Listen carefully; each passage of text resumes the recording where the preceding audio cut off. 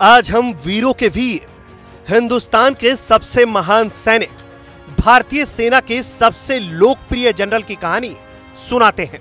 कहानी सैम बहादुर यानी general Sam Manekshaw की।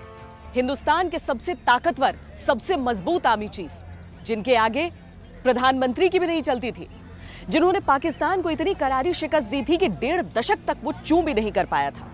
जनरल सैम मानेकशॉ जैसा सेना प्रमुख हिंदुस्तान तो क्या दुनिया में ढूंढने से नहीं मिलता। ये तस्वीर field marshal general Sam Manekshaw की सबसे बड़ी उपलब्धि है, भारतीय सेना की सबसे बड़ी जीत, जिसका जितना श्रेय सैनिकों की बहादुरी को जाता है, उतना ही सेना के इस जनरल की रणनीति को, जिसने 13 दिन के भीतर पाकिस्तान को घुटने टेकने पर मजबूर कर दिया था। जिस तरह से नाम कमाया वो एक मिसाल बनकर सबसे पहला जेंटलमैन कैडेट यानी कि जीसी जिसने की छुट्टी मांगी एकेडमी से बाहर जाने की, वो सैम मानेकशॉ ही थे। और थोड़ी भूल होने की वजह से, जैसा कि सेना का नियम है, थोड़ी हल्की फुल्की सज़ा दी जाती है जिसको एक्स्ट्रा डिल कहते हैं।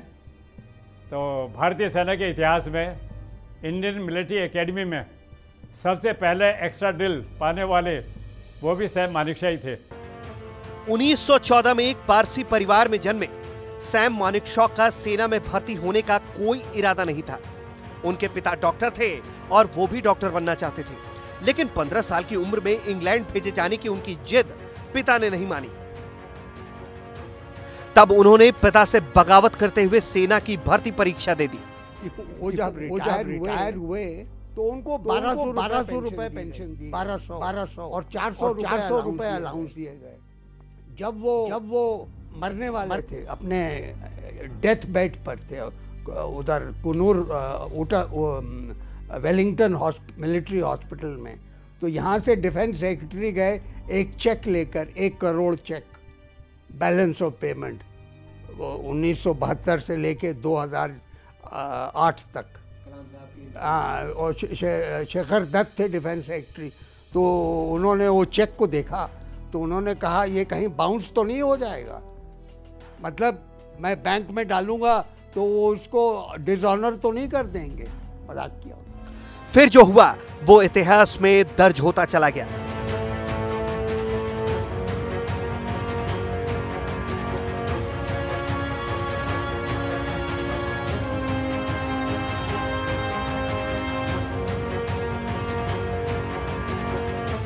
जब दूसरा विश्व युद्ध छिड़ा तब भारत को स्वतंत्रता नहीं मिली थी।